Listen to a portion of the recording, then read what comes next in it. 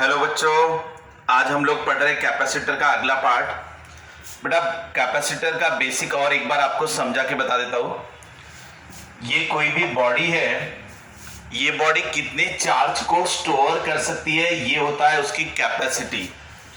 Capacity को बेटा आप लोग एक सिंपल तरीके से याद रखना, जैसे कोई एक बकेट है या कंटेनर है।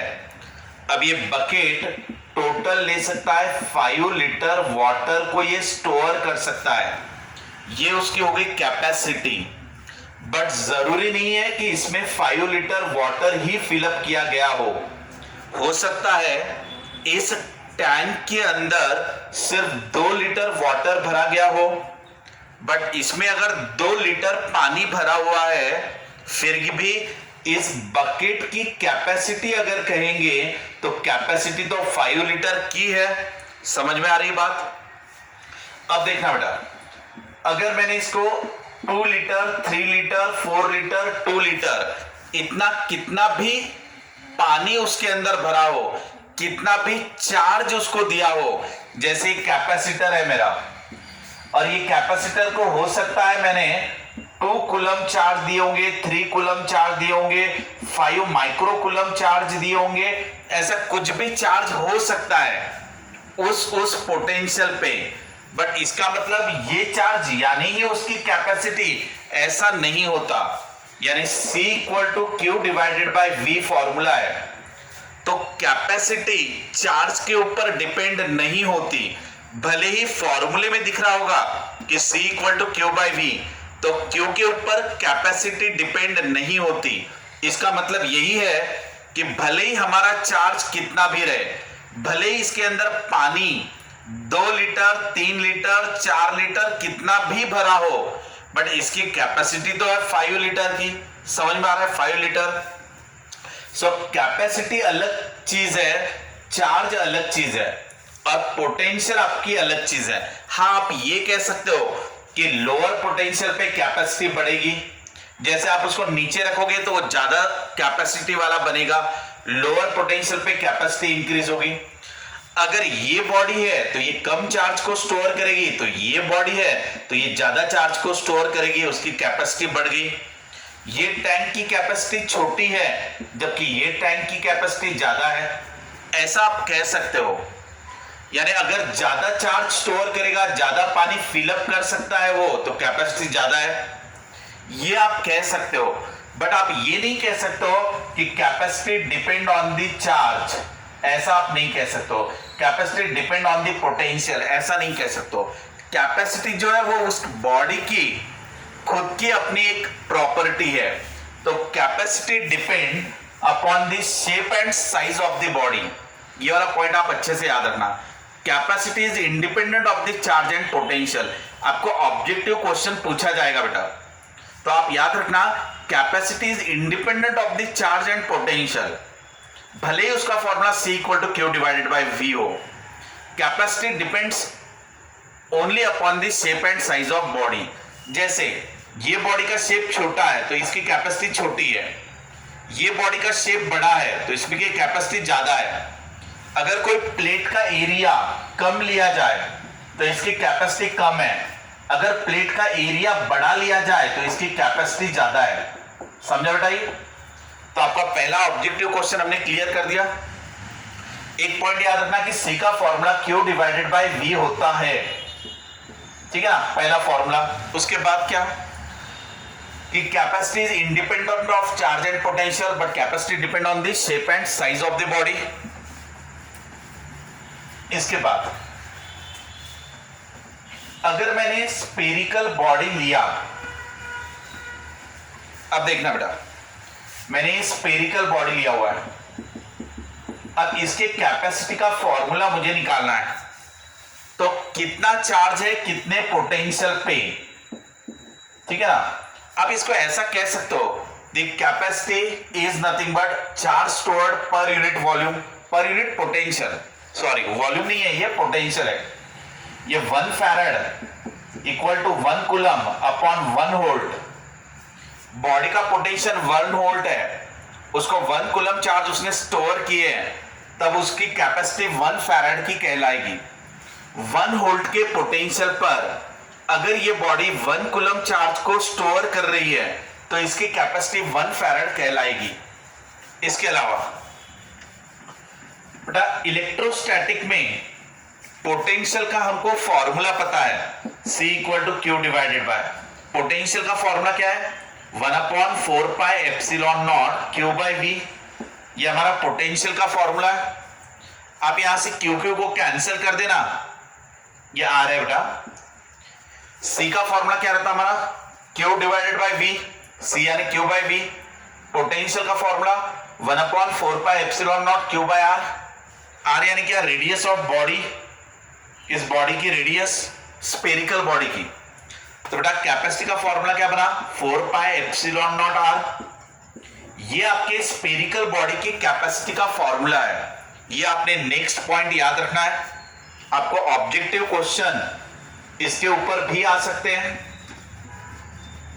अगर हमने स्पेरिकल बॉडी ली या स्पेरिकल शेल लिया ऐसा, यानी ये शेल है आपका, थीन है ये, तो इसकी भी कैपेसिटी का formula 4 pi epsilon not R आ गया। ये क्या है बेटा अपना कांस्टेंट और ये रेडियस है, तो आपका capacity depend on the radius. अगर छोटा स्पीयर है तो छोटी रेडियस है, तो रेडियस छोटी है तो कैपेसिटी छोटी है इसकी।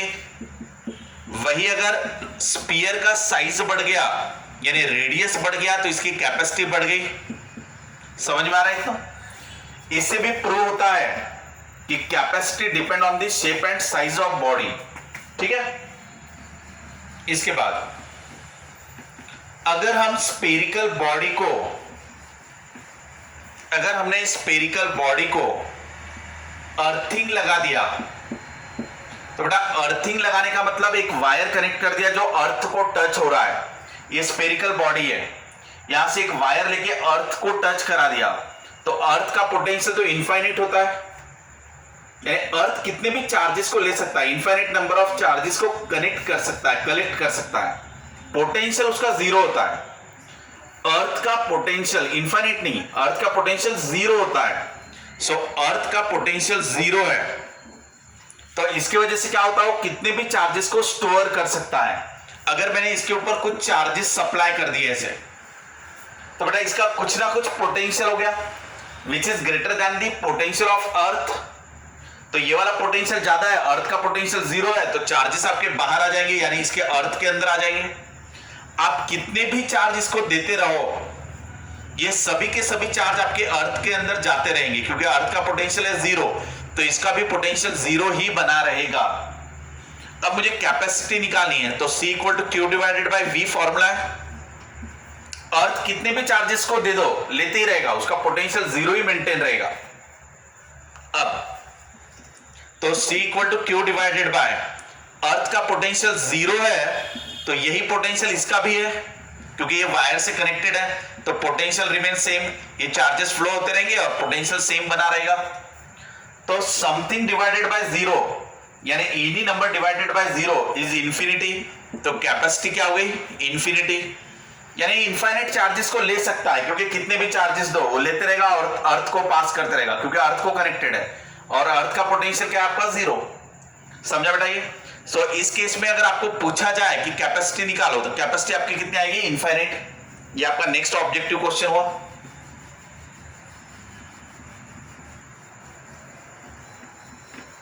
इसके अलावा 3 टाइप के कैपेसिटर होते हैं हमारे मेनली पढ़ाई में।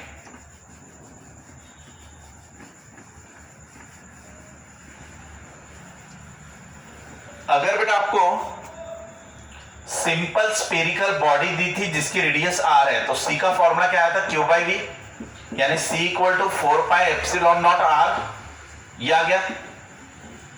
अगर हम अर्थ की कैपेसिटी निकालने की बात करें, अगर हमने इसको अर्थ मान लिया और अर्थ को कंडक्टिंग बॉडी मान लिया, इसके ऊपर चार्जेस दे रहे हैं, तो उसकी कैपेसिटी कितनी आएगी बेटा? ये 4 पाई एप्सिलॉन नॉट, इसकी वैल्यू क्या रहती है 1/9 इंटू 10 टू द पावर 9, ये इसकी वैल्यू रहती है कांस्टेंट की।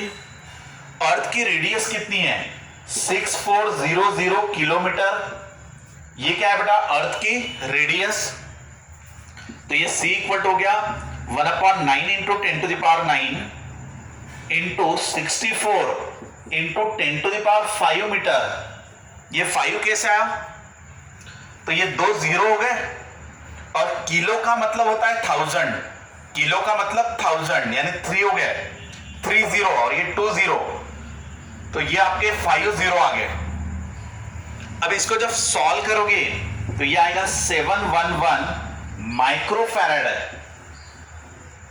तो आप देख लो बेटा, अर्थ बहुत बड़ी चीज है, अर्थ बहुत बड़ी स्फेरिकल बॉडी है, उसके बाद भी उसकी कैपेसिटी अगर देखा जाए तो सिर्फ 711 माइक्रोफैराड आ रहा है, यानी 1 माइक्रोफैराड, 1 फैराड ये तो बहुत बड़ी चीज होती है।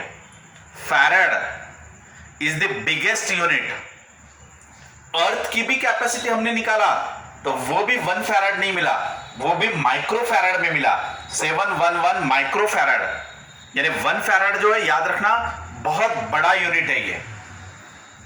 आप इसको दूसरे तरीके से भी कह सकते हो, अगर आपने पैरेलल प्लेट कैपेसिटर लिया और ये 25 किलोमीटर की रेडियस वाले 2 डिस्क लिए, समझना मैंने क्या कहा, 25 किलोमीटर की रेडियस ऐसे 2 डिस्क लिए और उनको 1 mm के डिस्टेंस पे रखा, बहुत ही कम डिस्टेंस पे रखा, तब जाके उसका कैपेसिटेंस कहीं ना कहीं फैराड में आने का चांसेस है।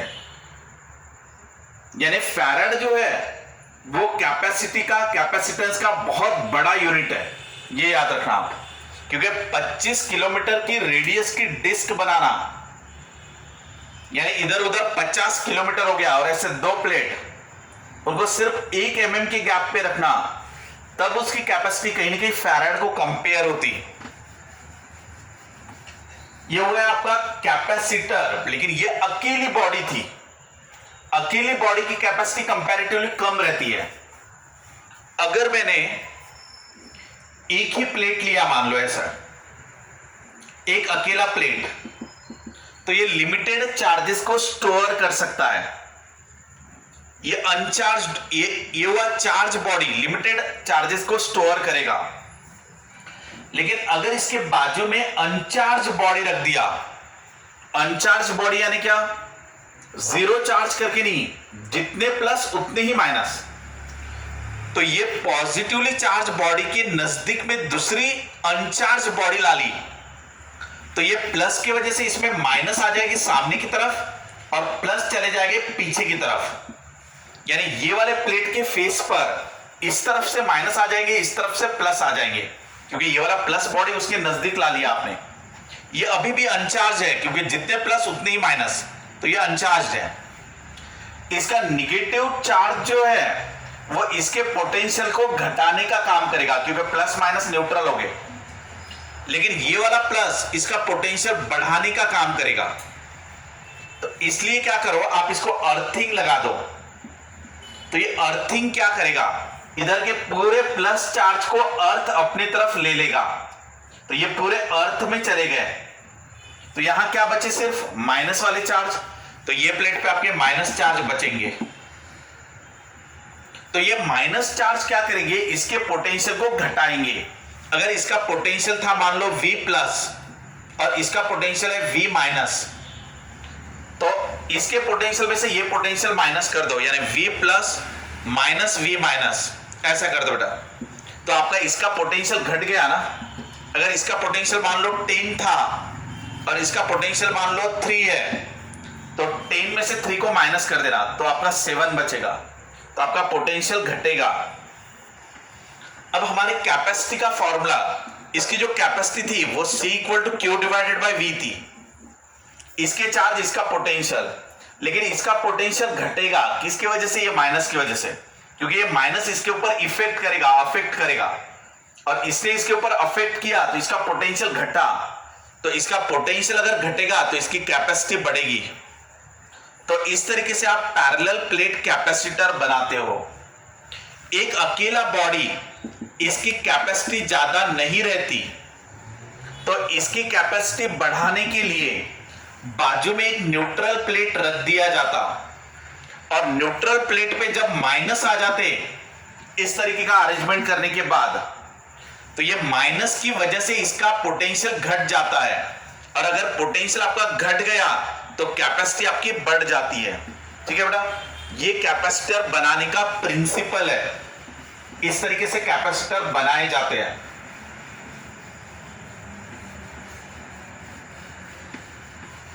हमें जैसे अभी ये हो गया अपना प्लस, ये हो गया अपना माइनस। ठीक है बेटा, area of the plate, area of the plate को ए से दिखाओगे, यानी ये जो प्लेट का एरिया रहेगा वो ए। अगर ये मेरा एल रहा और ये मेरा बी रहा तो एरिया ऑफ द प्लेट को मैं एल इंटू बी लिख सकता हूं, ये याद रखना आप, क्योंकि रेक्टेंगल है। अगर प्लेट में ऐसे लेता हूं डिस्क के फॉर्म में, तो अगर डिस्क के फॉर्म में है तो इसका जो एरिया रहेगा वो पाई आर स्क्वायर हो जाएगा, पाई आर स्क्वायर। इस तरीके से आपको एरिया लेना पड़ेगा। बेटा एरिया अगर छोटा लिया जाए और एरिया अगर बड़ा लिया जाए तो छोटा रहा तो कैपेसिटी कम रहेगी, अगर एरिया कम रहा तो। अगर एरिया मैंने ज्यादा लिया तो इसकी कैपेसिटी बढ़ गई। समझा बेटा? So capacity is directly proportional to area, इतना समझ में आ जाता। इसके अलावा कैपेसिटर के बारे में और कुछ चीजें जानते हैं हम लोग। ये अलग अलग ऑब्जेक्टिव भी हम लोग कवर कर रहे हैं इसमें, आप बराबर ध्यान रखना।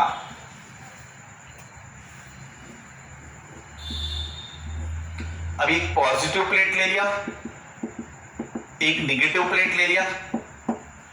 एक चीज ध्यान देना बेटा कि ये प्लस की वजह से यहां इलेक्ट्रिक फील्ड इस तरफ तैयार होगी, क्योंकि line start from positive charge, ये प्लस से लाइन स्टार्ट होती है तो इलेक्ट्रिक फील्ड इस तरफ तैयार होती है। वो इलेक्ट्रिक फील्ड कितना रहता? सिग्मा अपॉन 2 एप्सिलॉन नॉट ये रहता। ये इलेक्ट्रोस्टैटिक में पढ़ा है। ये माइनस की वजह से इलेक्ट्रिक फील्ड इस तरफ आएगी, वो भी रहेगी आपकी सिग्मा अपॉन 2 एप्सिलॉन नॉट। ठीक है, क्योंकि line start from positive charge, plus की वजह से लाइन स्टार्ट होगी तो यहां पर इस तरफ इलेक्ट्रिक फील्ड आएगी, और माइनस पे लाइन एंड होगी तो इस तरफ आएगी, यानी line start from positive, line and और निगेटिव, तो दोनों सेम डायरेक्शन में आ रहे। तो इंटेंसिटी, इलेक्ट्रिक फील्ड इंटेंसिटी वो कितनी आएगी आपकी? सिग्मा अपॉन एप्सिलॉन नॉट, क्योंकि दोनों को जोड़ दो आप, ये पॉजिटिव की वजह से, ये निगेटिव की वजह से, इसको और इसको आप जोड़ दो, तो जब आप दोनों को जोड़ोगे तो आपका आंसर इतना आ जाएगा। सो ये एक पॉइंट याद रखना कि पैरेलल प्लेट कैपेसिटर में एक प्लेट प्लस होती है तो दूसरी प्लेट माइनस होती है। प्लस की वजह से जो इलेक्ट्रिक फील्ड तैयार होती है वो रहती है सिग्मा अपॉन 2 एप्सिलॉन नॉट, तो माइनस की वजह से भी होती है सिग्मा अपॉन 2 एप्सिलॉन नॉट। ये याद रखना आप। प्लस की वजह से और माइनस की वजह से सेम डायरेक्शन में आता है तो इंटेंसिटी टोटल कितनी आएगी वहां पर? Sigma upon epsilon not. ये याद रखना बेटा आप लोग, ये भी आपको ऑब्जेक्टिव में पूछ सकते हैं। सिग्मा यानी क्या रहता है बेटा? Charge per unit area. Sigma का मतलब क्या? चार्ज पर यूनिट एरिया, यानी इसके ऊपर कितने चार्ज है कितने एरिया पे, तो इसे कहते हैं सिग्मा। सिग्मा यानी सरफेस चार्ज डेंसिटी।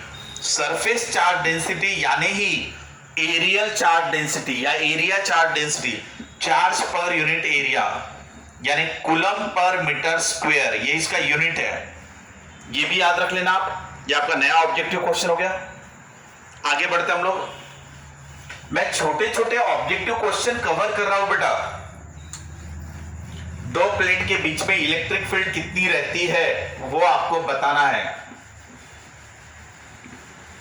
नेक्स्ट,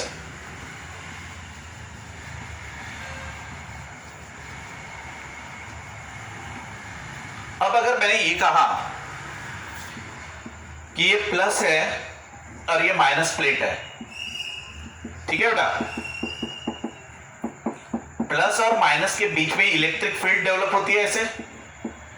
ये इलेक्ट्रिक फील्ड जो टोटल डेवलप हुई वो आ गई अपनी सिग्मा अपॉन एप्सिलॉन नॉट। लेकिन अगर मैं कहूं कि ये प्लस ने माइनस के ऊपर कितना फोर्स एक्ट किया, यानी ये जो प्लस वाली प्लेट है इसने माइनस वाले प्लेट पे कितना फोर्स एक्ट किया वो निकालो, ऐसा मैंने आपको कहा। तो आप क्या करोगे, इसकी इलेक्ट्रिक फील्ड यहां पे कितनी है वो लेना और उसको चार्ज से मल्टीप्लाई करना, क्योंकि फोर्स इलेक्ट्रिक फील्ड इंटेंसिटी यानी फोर्स पर यूनिट चार्ज, तो फोर्स यानी क्या, इंटेंसिटी इंटू चार्ज। ये देखो इसके वजह से यहां पे इलेक्ट्रिक फील्ड कितनी तैयार होती है, सिग्मा अपॉन 2 एप्सिलॉन नॉट, क्योंकि अकेले की वजह से ये तो दोनों का मिला के था, प्लस और माइनस दोनों का सेम डायरेक्शन का मिला के था ये, लेकिन अब मैंने कहा अकेले की वजह से, यानी ये अकेले प्लस ने यहां पे कितनी इलेक्ट्रिक फील्ड तैयार की, तो सिग्मा अपॉन 2 एप्सिलॉन नॉट और इंटू इसके ऊपर का चार्ज यानी क्यू, इसको मान लेते हैं इसके ऊपर चार्ज क्यू है, समझा बेटा। अब फोर्स यानी electric field intensity into charge, इस प्लेट पे जो फोर्स एक्ट किया वो यानी इंटेंसिटी इंटू चार्ज। अब सिग्मा का फॉर्मूला क्या रहता है, चार्ज पर यूनिट एरिया, और ये हो गया 2 एप्सिलॉन नॉट और ये वाला चार्ज यानी क्यू स्क्वायर। तो बेटा फोर्स का फॉर्मूला इतना आ गया अभी है मेरा। अगर मैं कहूं कि फोर्स पर यूनिट एरिया बताओ, यानी मैंने एरिया से डिवाइड कर दिया, तो आप दोनों तरफ एरिया से डिवाइड कर दो, तो ये हो जाएगा Q square divided by twice A square epsilon nought, ऐसा हो गया ये। अब ये हो जाएगा मेरा half of charge per unit area यानी क्या, सिग्मा का स्क्वायर अपॉन एप्सिलॉन नॉट, यानी sigma square upon 2 epsilon nought आ गया। ये हो गया मेरा फोर्स पर यूनिट एरिया का फॉर्मूला। ठीक है बेटा, क्या है formula, sigma square upon 2 epsilon not. अगर यहां कोई मीडियम रहा जिसका डाइलेक्ट्रिक कांस्टेंट है के, तो यहां पर आप sigma square upon twice epsilon naught के ले सकते हो। ये हो गया फोर्स पर यूनिट एरिया का फॉर्मूला। ठीक है, ये हमारा और एक ऑब्जेक्टिव क्वेश्चन तैयार हो गया।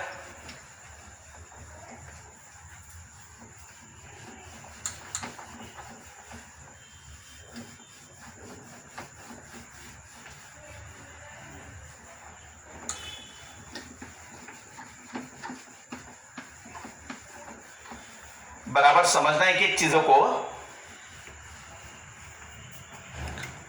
अब ये वाला प्लस और ये माइनस, ये प्लस है ये माइनस है।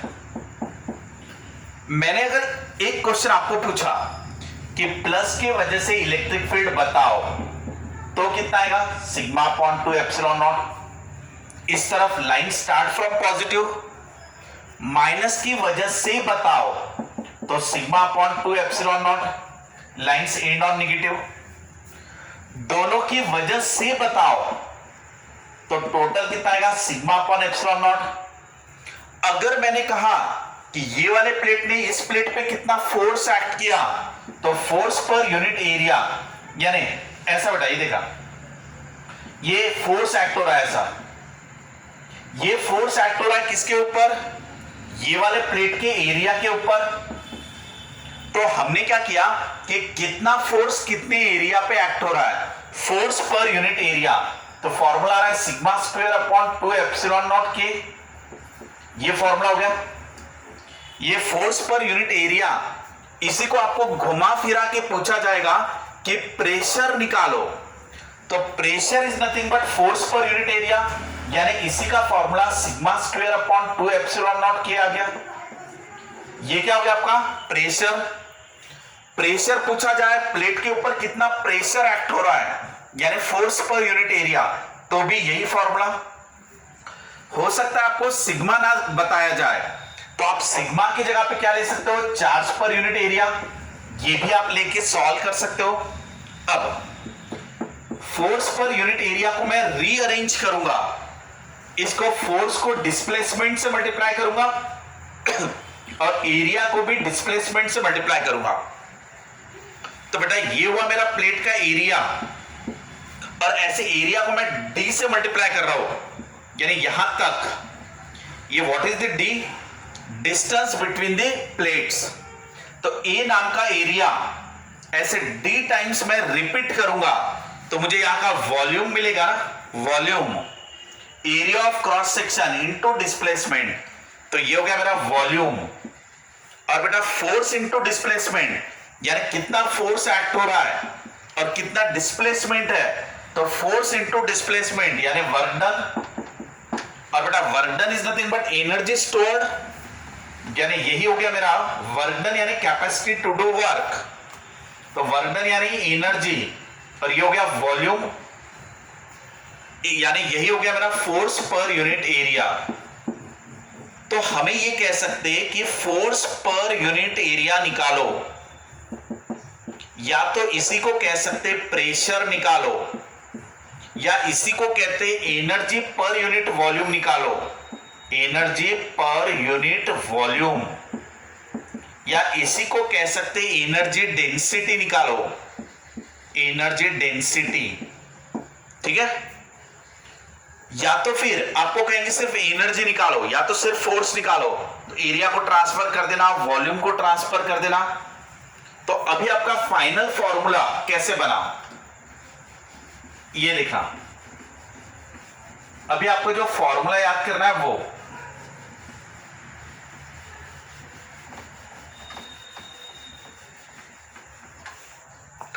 Force per unit area equal to energy per unit volume equal to half of epsilon naught के स्क्वायर, या तो sigma square upon 2 epsilon naught के। बेटा ये फॉर्मूला आपको याद करना है, ठीक है। यहां पे आपके बहुत से क्वेश्चन बन रहे हैं। फोर्स निकालो, इनको यूज करो। फोर्स पर यूनिट एरिया पूछा तो भी ये यूज करो। फोर्स पर यूनिट एरिया की जगह प्रेशर पूछा जाए तो भी यही फॉर्मूला। एनर्जी पूछेंगे तो वॉल्यूम को ट्रांसफर करके सॉल्व करना। वॉल्यूम की जगह area of cross section into displacement ले लेना। एनर्जी यानी work done. Energy per unit volume ना कहते हुए एनर्जी डेंसिटी कह दिए तो भी ये फॉर्मूला। इलेक्ट्रिक फील्ड इंटेंसिटी यानी ही सिग्मा अपॉन एप्सिलॉन नॉट के, ये उसको आप रिप्लेस कर सकते हो। सिग्मा की जगह पे ये रख दो तो ये आ जाएगा, या तो ई की जगह ये रख दो तो ये आ जाएगा। दोनों एक दूसरे में कन्वर्ट हो सकता। ये इलेक्ट्रिक फील्ड के टर्म में, ये सिग्मा के टर्म में, सिग्मा की जगह पे क्या रह सकता? Charge per unit area. इन सबको आपको अरेंज करते आना चाहिए। इसके ऊपर आपके न्यूमेरिकल्स रहेंगे। Force per unit area, energy per unit volume, यानी दो कैपेसिटर के अंदर, दो पैरेलल प्लेट कैपेसिटर के अंदर कितनी एनर्जी स्टोर है, या इसके अंदर की store energy per unit volume निकालो, ये वाला क्वेश्चन है। या फोर्स पर यूनिट एरिया निकालो, ये वाला क्वेश्चन है वो। ठीक है बेटा, फॉर्मूले आपको याद करने होंगे अच्छे से, हर एक टर्म्स के मीनिंग पता रखने होंगे, न्यूमेरिकल्स अगर सॉल्व करना है तो।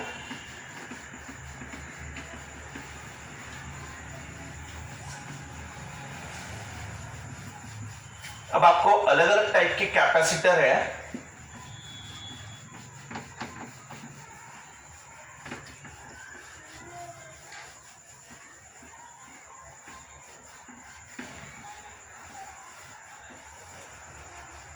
चलो नेक्स्ट पॉइंट देखते हैं।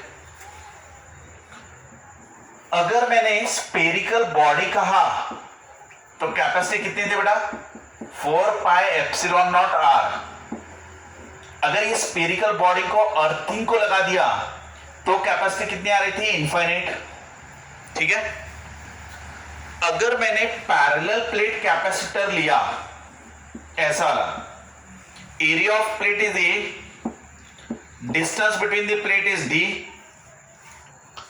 तो अगर इसका डाइलेक्ट्रिक कांस्टेंट, बीच में कोई मीडियम रखा हुआ है, वाटर एयर ऐसा कुछ रखा है, तो उसका डाइलेक्ट्रिक कांस्टेंट की, उसी को कहते हैं रिलेटिव परमिटिविटी। सी का फॉर्मूला क्या आएगा? ए एप्सिलॉन नॉट के बाई डी।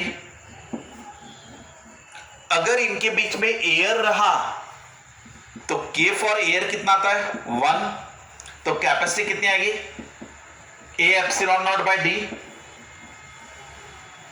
अगर बेटा ये इसकी कैपेसिटी है मान लो 2, जब ये दो प्लेट की कैपेसिटी है 2, अगर इनके बीच में एयर है तो, लेकिन अगर मैंने एयर की जगह पे यहां पे वाटर रख दिया तो इसकी कैपेसिटी K टाइम्स बढ़ेगी, यानी 81 टाइम्स बढ़ेगी, यानी 81 टाइम्स 2 हो जाएगा वो, ठीक है, यानी 162।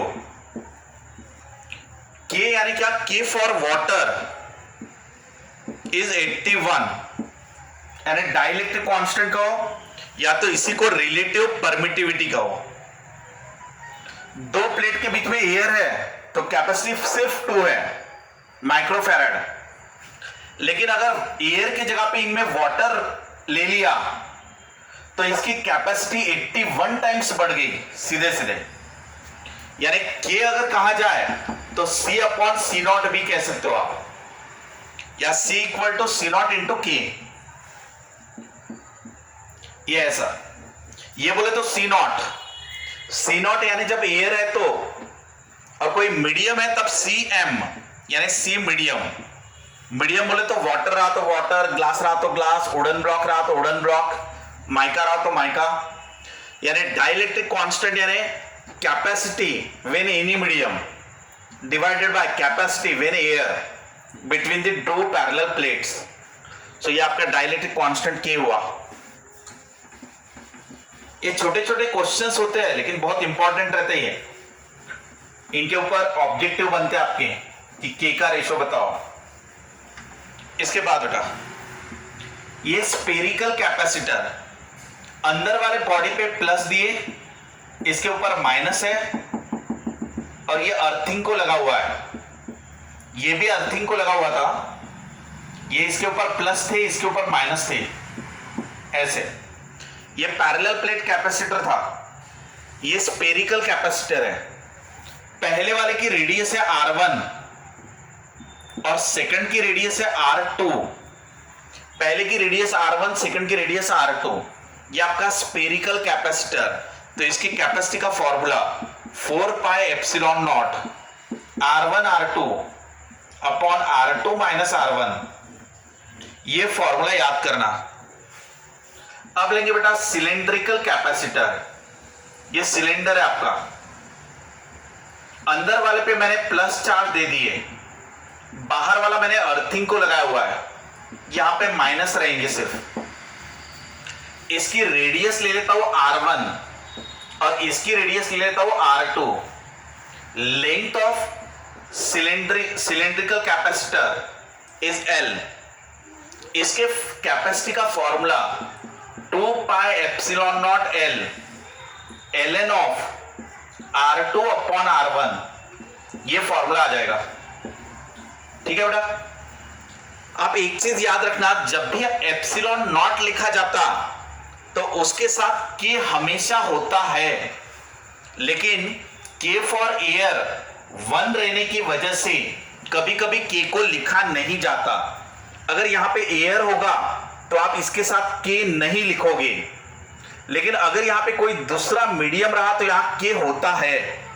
जैसे इनके बीच में भी कोई मीडियम रहा तो यहां पे भी K रहेगा हमेशा ही। कोई भी फॉर्मूला रहे जिसमें एप्सिलॉन नॉट आता हो तो उसके साथ K हमेशा रहता। K इज डाइलेक्ट्रिक कांस्टेंट या तो रिलेटिव परमिटिविटी, बट एयर के लिए इसकी वैल्यू 1 रहती। जैसे इन दोनों के बीच में एयर होगा तो K लिखा नहीं, लेकिन अगर बीच में वाटर रहने दो तो K आ जाएगा। कोई अदर मीडियम इनमें आ जाने दो तो यहां पे K आ जाएगा। आप बेटा ये सभी फॉर्मूले याद रखना। ओनली स्पेरिकल बॉडी, तो ये फॉर्मूला कैपेसिटी का। अर्थिंग को लगा दिया जाए तो इंफिनिटी, क्योंकि ये कितना भी चार्ज ले सकता है। अभी पैरेलल प्लेट कैपेसिटर का ये फॉर्मूला ज्यादातर यूज होगा। अगर इनके बीच में एयर रहा तो ये ले लेना, जिसको C नॉट कह देना, नॉट यानी एयर के लिए आ रहा है। अगर स्पेरिकल कैपेसिटर रहा तो ये फॉर्मूला याद करना, इसके ऊपर डायरेक्ट न्यूमेरिकल्स रहेंगे। सिलेंड्रिकल कैपेसिटर का तो ये फॉर्मूला, ये सभी फॉर्मूले आपको याद कर लेना है, इनके ऊपर न्यूमेरिकल्स रहेंगे। ठीक है बेटा, आप इसका स्क्रीनशॉट ले सकते हो।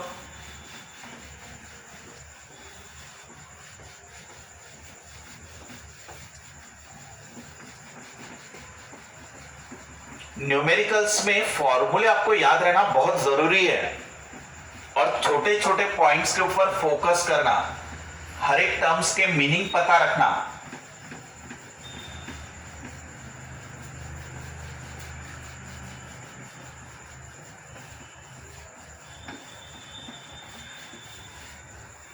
नेक्स्ट बेटा, अगर हमने ये कोई बॉडी है, अब मैं एनर्जी स्टोर्ड का डेरिवेशन करूंगा। एनर्जी स्टोर्ड का फॉर्मूला हाफ CV स्क्वायर या Q स्क्वायर बाय 2C या half of Q into V, इसको हमें निकालना है या प्रूव करना है। कोई भी एक बॉडी, अगर मैंने यहां बैटरी ले लिया, ये प्लस और ये माइनस, अब ध्यान दो बेटा बराबर। अब मैंने बैटरी लिया जिसका एक टर्मिनल पॉजिटिव है, दूसरा नेगेटिव है। ये एक स्फेरिकल बॉडी है, इसको मैं चार्ज सप्लाई करूंगा। पहला वाला पॉजिटिव चार्ज आसानी से चला जाएगा, लेकिन सेकंड पॉजिटिव अगर मैं देने जाऊंगा तो ये पहला वाला प्लस उसको क्या करेगा, रिपेल। तो मुझे फोर्स लगा के, वर्क डन करके उसको और एक चार्ज देना पड़ेगा। समझा बेटा? अब यहां हो गए दो चार्ज। अब तीसरा चार्ज जब मैं भेजूंगा, थर्ड वाला, तो ये दोनों क्या करेंगे, उसको रिपेल करेंगे। तो ये वाला चार्ज आसानी से इसके अंदर नहीं जा पाएगा, मुझे वापस से वर्क डन करके उसको अंदर भेजना पड़ेगा। समझा? ऐसे करते करते कोई एक कंडीशन आ गई, आफ्टर टाइम टी समय के बाद इसके ऊपर चार्ज है, मान लो Q, उस समय इसका पोटेंशियल बन गया मान लो V। ठीक है, आफ्टर टाइम टी समय के बाद इसके ऊपर Q चार्ज आ गए, जिसकी वजह से इसका पोटेंशियल हो गया V। अब इस वक्त अगर मैं यहां से स्मॉल चार्ज dq को इसके अंदर भेजना चाहूं, तो ये वाला चार्ज इसको रिपेल करेगा। किसको? स्मॉल चार्ज को। तो ये स्मॉल चार्ज को इसके अंदर भेजने के लिए मुझे अच्छा खासा वर्क डन करना पड़ेगा, तो उसको मैं कहता हूं स्मॉल वर्क डन। यानी V के पोटेंशियल के अगेंस्ट, यानी इनके रिपल्सन के अगेंस्ट मैं स्मॉल चार्ज dq को इसके अंदर भेज रहा हूं। सो V इंटू dq। ये क्या लिखा बेटा मैंने, कि पोटेंशियल होता है work done upon charge. Potential का आपने पहले फॉर्मूला याद किया होगा इलेक्ट्रोस्टैटिक में, potential is work done per unit charge. तो वर्क डन यानी पोटेंशियल डिफरेंस इनटू चार्ज। तो पोटेंशियल डिफरेंस इनटू चार्ज, तो स्मॉल चार्ज dq। छोटे चार्ज को भेजने के लिए किया हुआ छोटा सा वर्क डन। अब थोड़े थोड़े वर्क डन करते करते मैं इसको पूरे चार्जेस भेजूंगा, तो मुझे टोटल वर्क डन कितना करना पड़ा। तो टोटल वर्क डन यानी integration of small work done, छोटा छोटा वर्क डन करते जाऊंगा, छोटे छोटे चार्जेस को भेजते जाऊंगा। पहले इसके ऊपर चार्ज 0 थे, कुछ भी नहीं थे, और बाद में मैंने इसको टोटल चार्ज Q दे दिए, यानी जो चार्ज है वो मेरा Q इक्वल टू Q बन गया। तो छोटा छोटा वर्क डन करते गया, तब जाके मुझे टोटल वर्क डन मिला।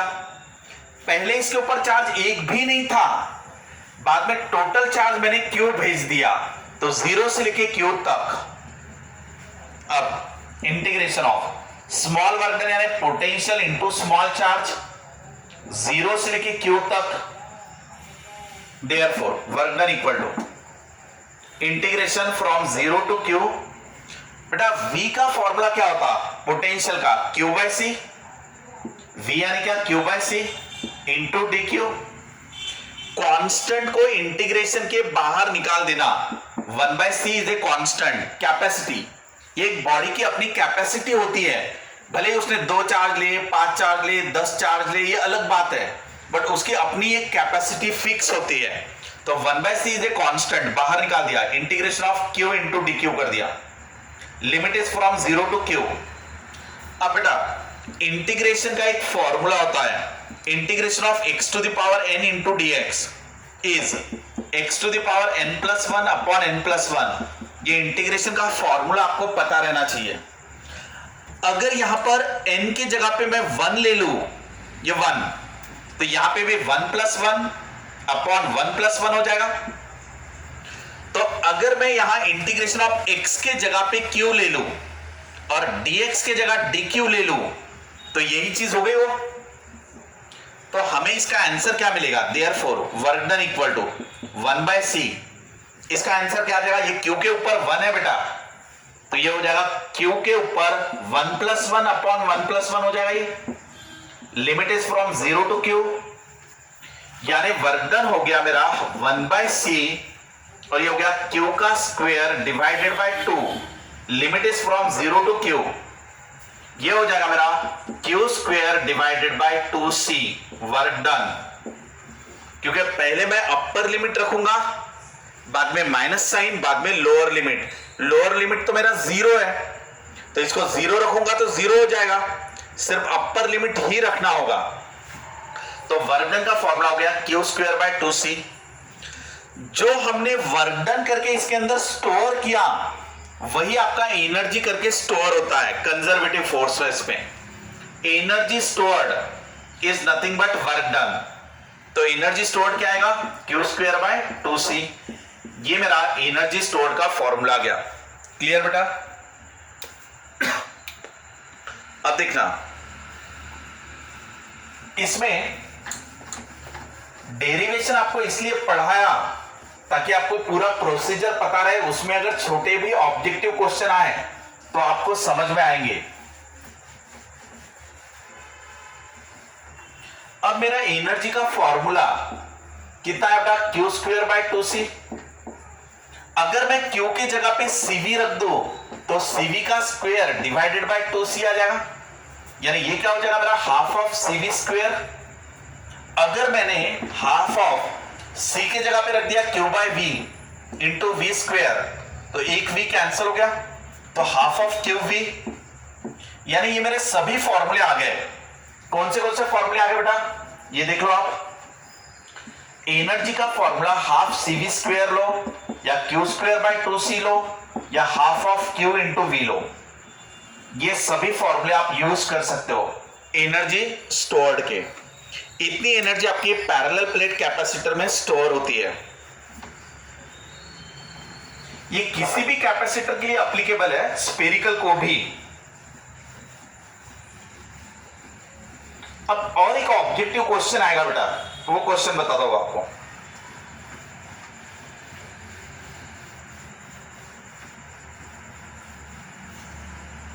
बराबर एक नोट ध्यान रखना,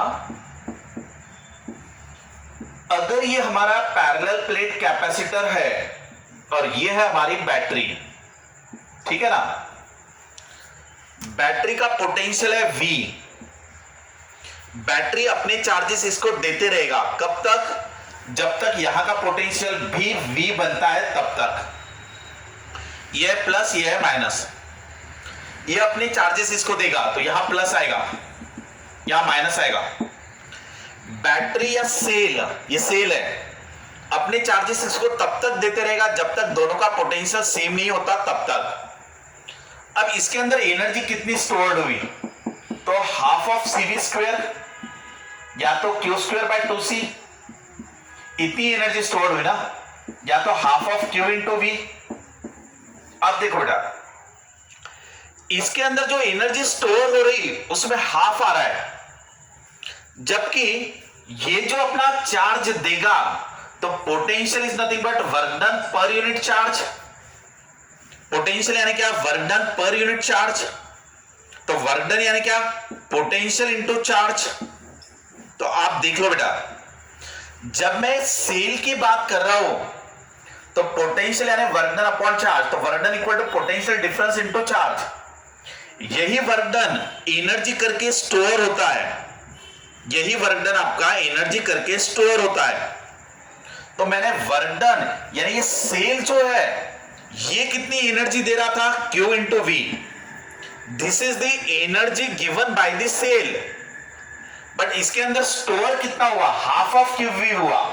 अब इसको और इसको कंपेयर करो, कैपेसिटर में एनर्जी स्टोर हो रही हाफ ऑफ क्यू वी, लेकिन सेल एनर्जी दे रहा है क्यू वी। तो बेटा सेल की आधी एनर्जी कहां पर गई, तो सेल की आधी एनर्जी हीट में लॉस हो गई। तो आप ये वाला पॉइंट नोट डाउन करना अच्छे से कि सेल एनर्जी देता है, energy given by the cell is Q into V, but energy stored in capacitor is half of Q